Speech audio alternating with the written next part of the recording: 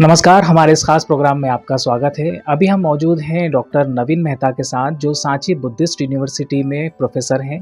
साथ ही साथ आप लेखक भी हैं। हाल ही में आपने एक नॉवेल लिखा है जो पब्लिश हो चुका है। इस नॉवेल का टाइटल है लव एट लॉकडाउन। इस नॉवेल से रिलेटेड कई बातों पर, कई विषयों पर हम डायरेक्ट आपसे और आपके इस नॉवेल में जो को-ऑथर्स हैं, उनसे हम सीधे बातचीत करेंगे। आपका इस शो में स्वागत है। मेरा सबसे पहला प्रश्न आपसे ये है कि लव एट लॉकडाउन कैसे ख्याल आया इसका? कहाँ से शुरुआत हुई? आमतौर पे हम देखते हैं कि नॉवेल्स के अंदर अपना ज़िंदगी का जो अनुभव होता है, लोग उसको उतारते हैं। तो ऐसा कुछ घटित हुआ या महज़ ऐसे ही शुरुआत इसकी हो गई थी? पहले तो आपका स्वागत है कि आपने एक ऐसे विषय को मेरे ख्याल से प्रस्तुत करने का प्रयास जनमानस के बीच में किया है जिसकी बहुत ज़रूरत है।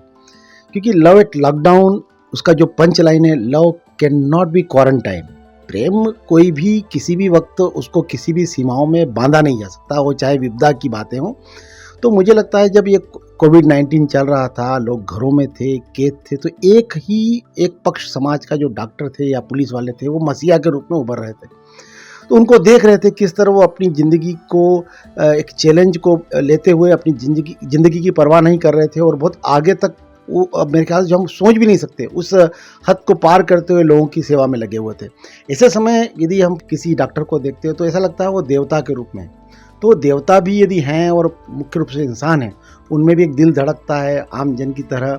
तो क्या ऐसे संबंध जब जो उस समय उनके यदि इस कहानी में जो पात्र हैं वो उस दौर से गुजर रहे हैं जब उनका मिलन होना है, तो क्या जब परिस्थितियाँ ऐसी होगी तो क्या उन्हें वो परिस्थितियाँ अलाउ करेगी अपने प्रोफेशन के साथ, अपने जो उनका जो नैसर्गिक जो चीज़ें एक इंसान में होती है उसको लेकर आगे बढ़ें, उसके बारे में थोड़ा सचेत रहें। तो इन तमाम बातों को लेकर मैंने सोचा कि क्यों ना एक नॉवेला लिखा जाए।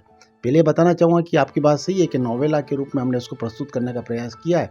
क्योंकि एक नॉवेल जो है वो बड़ा वृहद रूप हो सकता है, उसमें काफ़ी चैप्टर्स हो सकते हैं और एक शॉर्ट स्टोरीज़ आप समझते हैं वो शॉर्ट होती है। तो बीच का जो भाग है, मध्यम मार्ग जिसको कहें हम, वो नॉवेला होता है, जिसमें बहुत कॉम्पैक्ट रूप से जो बातों को कहा जाए। और मेरे ख्याल से 4 चैप्टर पर्याप्त थे, घटना बड़ी थी, काफ़ी चीज़ों को जुटाया जा सकता था, परंतु समय और आजकल जो आप पढ़ने का भाव भी देख रहे हैं, वो लिमिटेड चीज़ों को टू द पॉइंट और बड़ा प्रिसाइज वे में आपको बातों को कहना होता है।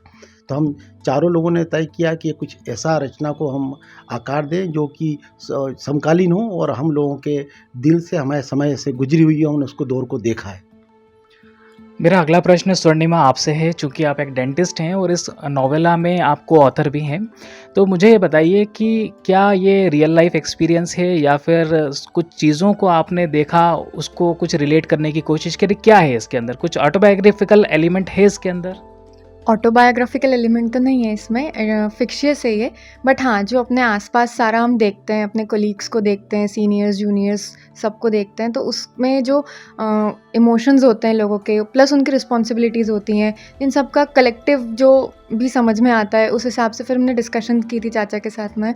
तो उसके बेसिस पे हमने थोड़ा सा इसको डेवलप किया, इस थॉट को पूरा। और उस वक्त जब लॉकडाउन का टाइम चल रहा था, तब भी हम बैठ के डिस्कशंस करते थे इन सब बातों पे, और हम देख भी रहे थे कि हाँ, डॉक्टर्स पे क्या क्या रिस्पॉन्सिबिलिटीज़ हैं, प्लस उनकी पर्सनल लाइफ, जो दोनों को बैलेंस करते हुए चलना रहता है। तो उसके हिसाब से फिर हमने इसको डेवलप किया था पूरा। इस नॉवेला के जो मेन कैरेक्टर्स हैं वो कहीं न कहीं रियल लाइफ़ से कुछ मैच खाते हैं या फिर थोड़ा उसके बारे में बताइए दर्शकों को? नहीं, रियल लाइफ तो नहीं है, बट रिलेटेड रहती हैं थोड़ी बहुत चीज़ें। बट हाँ, उसको हमने पूरा अपने हिसाब से पूरा डेवलप किया, क्योंकि ये सब फिक्शियस है। मेरा अगला प्रश्न राजनिधि आपसे है, आप भी चूँकि इसमें एक को-ऑथर हैं। मेरा प्रश्न आपसे है कि नॉवेल में आपको को-ऑथर बने आप, तो पहले से प्लानिंग थी या फिर ये लोग लिख रहे थे आपसे, आपके परिवार के बड़े लोग लिख रहे थे तो आप ऐसे ही शामिल हो गई इसके अंदर, क्या था ये सब? प्लानिंग ये कोविड के टाइम डिस्कशन चलता था घर पे इस नॉवेला का, तो हाँ, थोड़ा बहुत पार्टिसिपेशन था इसके डिस्कशन में मेरा भी। कैरेक्टर्स के ऊपर और जो प्लॉट ट्विस्ट है, संजू वाला जो कैरेक्टर है उसके ऊपर डिस्कशन जब होता था तो उसमें कंट्रीब्यूशन था मेरा भी। चूँकि आप भी डेंटल की पढ़ाई कर रही हैं, तो अपने कॉलेज में जो भी आप इंसिडेंट्स देखती हैं या जो डॉक्टर्स का रहना या जो आपके प्रोफ़ेसर्स हैं, जो सिखाते हैं, उसको किस तरीके से आपने यूज़ किया है लिखते समय? जो आपने कैरेक्टर्स को उसमें उतारा है या जो स्टोरी डेवलप की है, उसमें उन चीज़ों को कैसे मदद मिली आपको मतलब उतारने में? जैसे हम लोग असली जो लोग होते हैं जो हम कॉलेज में देखते हैं, प्रोफेसर्स हुए या सीनियर्स हुए, वो लोग सब अपने वर्क के प्रति बहुत रिस्पॉन्सिबल होते हैं और वो कैरेक्टर्स नॉवल में भी वैसे ही हैं। मतलब उनकी जो पर्सनल लाइफ है उसके अलावा वो अपनी वर्क लाइफ को लेके काफ़ी रिस्पॉन्सिबल थे और प्रेजेंट थे उसमें भी। कोविड के टाइम के बारे में है उसमें, और जो भी फंगस वाला पूरा इंसिडेंट है तो उसमें एक डॉक्टर का रोल प्रॉपरली दिखाया हुआ है नॉवल में। मेरा अगला प्रश्न है सुनिधि आपसे। आप चूँकि सबसे कम उम्र की को-ऑथर हैं इसके अंदर, मेरा प्रश्न ये है कि आपको कैसा महसूस हो रहा है? आप एक इतनी कम उम्र में एक नोवेला के को-ऑथर बन गई, कैसा महसूस हो रहा है? I am really glad to be a part of this. पापा को क्रेडिट जाता है, उनका ये आइडिया था और हम तीनों ने बहुत हेल्प करी है उनकी इसमें, मतलब उनको क्रिएटिवली हेल्प करने में, आइडियाज़ देने में, and I am feeling good. इस नोवेला को लिखने से मतलब इस दौरान पढ़ाई पे कोई असर हुआ और कितना वक्त लगा इसमें? आपको कितना टाइम देना पड़ा? मतलब शुरुआत कितने टाइम पहले हुई थी, कितने टाइम में कंप्लीट हो गया? ऐसे तो दोनों मैनेज हो रहे थे, इतना ज़्यादा फोकस नहीं करा क्योंकि हम साथ में ही लेके चल रहे थे। लॉकडाउन के दौरान हमने ये शुरू करा था लिखना, थोड़ा बहुत लिखा, उसके बाद धीरे धीरे करके हमने पूरी नॉवेल लिख दी। मेरा अगला प्रश्न सर आपसे है, इस नोवेला की थीम के बारे में थोड़ा हमें बताइए। देखिए, जब मैं इस नॉवेला को प्लान कर रहा था तो एक कॉमन थीम थी कि भाई कोई डॉक्टर्स हैं, वो एक अपना काम करते हैं और काम करते वक्त जब पेशेंट से वो इस तरह उनके साथ घुल मिल जाते हैं कि वो उनको लगता है कि शायद उनका जो जीवन है वो शायद इसी घटना के दौरान सार्थक होगा। तो ये दोनों मेरे जो मेन पात्र हैं, नेहा, अभिजीत, चूँकि इनकी एक एंगेजमेंट हो चुकी है और एंगेजमेंट के बाद ये लोग अब शादी की प्लानिंग कर रहे हैं और कोविड आप देखते हैं आ जाता है। आता क्या है, पूरी तरह हर जगह त्राही मचाता है। ये स्टार्टेड हो जाएगा, परंतु आप देख रहे थे उस समय जो ENT स्पेशलिस्ट थे वो सारे शहर में इंक्लूडिंग उज्जैन में भी लगे हुए थे कि किसी प्रकार की हानि ना हो, किसी प्रकार का इस तरह का कोई डिस्टार्शन नहीं हो। अल्टीमेटली ये हुआ कि वो पूजा भी बचा ली जाती है, परंतु राजू को कुछ गलतफहमियां होती है। उस चक्कर में एक उनका दोस्त रहता है संजू, वो थोड़ा मेरे ख्याल से अपने डायरेक्शन लेस हो जाता है और थोड़ा उसका जो कैरेक्टर यहाँ पर विलेनियस तो नहीं है, ट्रू विलेन तो नहीं है, पर एक उसके कैरेक्टर में हमको खामी दिखती है और उसका खामियाजा भुगतना पड़ता है हमारे अभिजीत को, जो हमारा नायक है। और उसके साथ उसकी घटना इस तरह होती है कि उसको माथे पर हथौड़ा मारा जाता है संजू द्वारा और वो फिर वहाँ पर कोलैप्स तो नहीं होता, पर उसकी जो हेड इंजरी काफ़ी सीरियस होती है। अल्टीमेटली वो अपनी आंखों को खो बैठता है अभिजीत, परंतु नेहा इन सब के बावजूद भी फिर एक मेरे ख्याल से भारतीय जो नारी का एक पक्ष रहता है कि वो इस तरह सशक्तिकरण के दौर में है और वो अपनी एक इमेज बना रही है, अपने आप को इस्टेब्लिश कर रही है, तो वो यहाँ पर उसको साथ देती है और हमेशा का जीवन का साथ मेरे ख्याल से जो डेंटिस्ट की मेरे ख्याल से सबसे बड़ी पहचान है, तो अपनी स्माइल को स्प्रेड करते हैं और दोनों मेरे ख्याल से वही स्माइल को पूरी दुनिया में स्प्रेड करेंगे और ये मैसेज देंगे कि love can not be quarantine. मेरा अगला प्रश्न राजनीति आपसे है, चूँकि ये नोवेला पब्लिश हो चुका है और ऑनलाइन प्लेटफॉर्म्स पे भी उपलब्ध है, लोगों से कैसा रिस्पांस मिल रहा है? लोग तारीफ़ कर रहे होंगे, क्या कह रहे हैं लोग? अभी जो कुछ क्लोज लोग हैं जिनने रीड करी, उनका तो रिव्यू यही रहा कि इंटरेस्टिंग है, प्लॉट काफ़ी इंगेजिंग है। मतलब रीड करते टाइम ऐसा लगता है कि आगे क्या होगा जानने का इंटरेस्ट डेवलप होता रहता है। अच्छा रहा रिव्यू ओवरऑल, अच्छी, मतलब जैसा हम चाह रहे थे वैसे ही रिव्यू आया अभी तक तो। मेरा अगला प्रश्न है कि इस नोवेला के अलावा, इसके अलावा हम बात करें तो आप क्या जॉनर पसंद करते हैं और किस ऑथर को सबसे ज़्यादा पसंद करते हैं?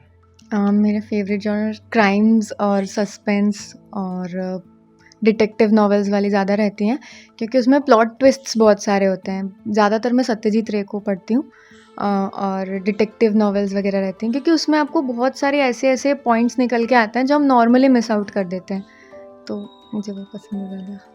मेरा अगला प्रश्न आपसे है कि किस बात ने आपको इंस्पायर किया इस पूरे इसमें जुड़ने के लिए? जो लोग नोवेला लिख रहे थे, लोग आपके पापा, आपकी सिस्टर्स, तो आपको किस चीज़ ने इंस्पायर किया कि मैं भी जुड़ जाऊं साथ में, मैं भी अपना कुछ कंट्रीब्यूशन दूं?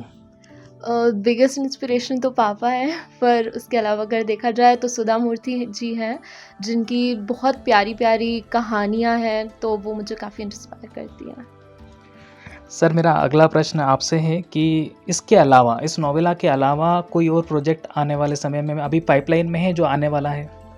हाँ, चूँकि मैं जितना समय मिलता है अपने अध्ययन अध्यापन के बाद वो मुझे लगता है कि हमें अपनी क्रिएटिव वर्क में देना चाहिए और अभी भारत का स्वर्णिम काल भी कहा जाए, अमृत काल भी कहा जाए, और विकसित भारत की संकल्पना आ रही है।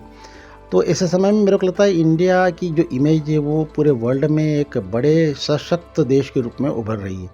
तो मैंने एक, चूँकि इंग्लिश में जो हम देखते हैं कि ड्रामा का जो ट्रेंड है या उसके जो ड्रामेटिक्स हैं वो बड़े चुनिंदा हैं। तो मैंने अभी एक ड्रामा प्लान किया है, अभी बहुत कुछ उसमें किया जाना है, अभी बस जस्ट मैंने प्लान आउट करा है कि एक ड्रामा हो सकता है कि उसे लिखा जा सकता है। वो ज़्यादा बड़ा ड्रामा ना हो कि केवल 3 एक्ट का ड्रामा हो, और वो इंडिया की जो इमेज है उसको लेकर करें, मैजिक दैट इंडिया हैज़।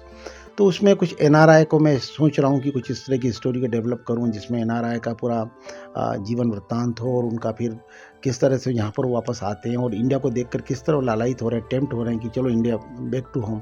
तो मैं वो सारी चीज़ों को देखकर सोच रहा हूँ। अभी बहुत कुछ मेरे ख्याल से जल्दी होगा बताना, फिर भी मेरे ख्याल से मैं लगातार कुछ न कुछ प्रयास करते रहना चाहिए। फिर ऊपर वाले का आपको जो सहयोग मिलता है, आशीर्वाद मिलता है, बड़े बुजुर्गों का आशीर्वाद मिलता है, फिर मित्र लोगों का और आप सभी के मीडिया कर्मियों का साथ मिलता है, तो चीज़ें मेरे ख्याल से बहुत कुछ संभव हो जाती है। फिर उसमें कोई इम्पॉसिबल सरी का शब्द नहीं रह जाता है। मेरा अगला प्रश्न ये है कि बहुत सारे लोग छोटे शहरों से आते हैं, उनमें काफ़ी स्किल्स हैं, काफ़ी टैलेंट है, वो लोग लिखना चाहते हैं या उन्होंने लिखा भी है, लेकिन एक प्लेटफॉर्म उनको नहीं मिल पाता है या प्रॉपर गाइडेंस नहीं है कि कहाँ पब्लिश कराएं, कैसे कराना है, चीज़ें कैसे होंगी आगे। उनके लिए एक आपका संदेश क्या हो सकता है? बहुत अच्छा प्रश्न पूछा आपने, क्योंकि उज्जैन भी यदि देखा जाए तो बड़े शहरों की तुलना में एक छोटा शहर है, परंतु धार्मिक रूप से काफ़ी महत्व रखता है। तो ऐसे में कई यहाँ पर मेरे ख्याल से छुपे लेखक होंगे, वो जो बड़े अच्छी कलम उनकी होगी और उनको अल्लाह ताला ने, ईश्वर ने, उनको परमेश्वर ने इस मेरे ख्याल से स्किल से नवाजा होगा। परंतु इसके बावजूद भी कुछ चीज़ें हैं जो यदि वो करेंगे तो मेरे ख्याल से मुझे भी फ़ायदा हुआ, उनको फ़ायदा होगा। लगातार लिखते रहें, कभी हार न माने, और जो कुछ लिखा है उसे अपने मित्रों को दिखाएं, छुपाएं नहीं, और यदि उसमें लगता है कोई सुधार करने की गुंजाइश है तो बार बार दोहराएं। और उसमें यदि जब तक परिमार्जन नहीं हो जाता है, हमारे आसपास कई लोग हैं, उज्जैन भी मेरे ख्याल से साहित्य की दृष्टि से कालिदास के ज़माने से एक बड़ा साहित्य का केंद्र रहा है, और अभी भी यहाँ पर बड़े साहित्यकार हैं। शिव मंगल सिंह सुमनसरी के यहाँ दिग्गज कवि रहे हैं, अभी भी यहाँ पर कई हमें साहित्यकार दिखाई देते हैं। तो उनका हम सहयोग लें, उनसे मिलें, झिझके नहीं, बात करें। और प्लेटफॉर्म की बात कर रहे हैं आप, तो बात बिल्कुल सही है आपकी कि डिजिटल प्लेटफॉर्म्स हैं, आप सेल्फ पब्लिशिंग कर सकते हैं। ज़रूरी नहीं कि आप हर किताब को मार्केटिंग के उद्देश्य से लिखें, अपने सेल्फ प्लेजर के लिए, स्वांतः सुखाय, मैंने आप अपने खुद के सुख के लिए भी लिखें, और उसको देखें कि यदि आप अच्छा लिख पा रहे हैं और कंटिन्यूसली लिख रहे हैं तो एक आपका मार्केट में निश बनेगा। आप फिर उसमें अपने आप को धीरे धीरे परखेंगे, देखेंगे, तो हो सकता है आप, मेरे ख्याल से जो आप चाहते हैं, आपका ड्रीम है कि एक अच्छे प्रतिष्ठित लेखक के रूप में उभरें, तो उभरेंगे। और आजकल तो मेरे ख्याल से ऑनलाइन प्लेटफॉर्म पर ऐसी भी प्लेटफॉर्म है जहाँ आपको केवल अपनी मैन्यूस्क्रिप्ट भेजना है, वो एक्सेप्ट करते हैं और पब्लिश करते हैं, सारा वो खर्चा उठाते हैं, पर उसके लिए कंटेंट में मेरे ख्याल से बहुत दम होना चाहिए। तो कंटेंट मुझे लगता है कि काफ़ी अपने आप में एक मायने रखता है। उज्जैन शहर के लिए गौरवशाली क्षण है कि यहाँ के रहने वाले लोगों ने और खासतौर पे नारी शक्ति ने, छोटी बच्चियों ने एक नोवेला में एज ए को-ऑथर अपनी भूमिका निभाई है। ये गौरवशाली क्षण उज्जैन के लिए है, उज्जैन के सभी लोगों के लिए है, पूरे प्रदेश के लिए है। मैं आप सभी का इस प्रोग्राम में, ख़ास प्रोग्राम में शामिल होने के लिए धन्यवाद आपको कहता हूँ। आप सभी का बहुत बहुत शुक्रिया, धन्यवाद। Thank you.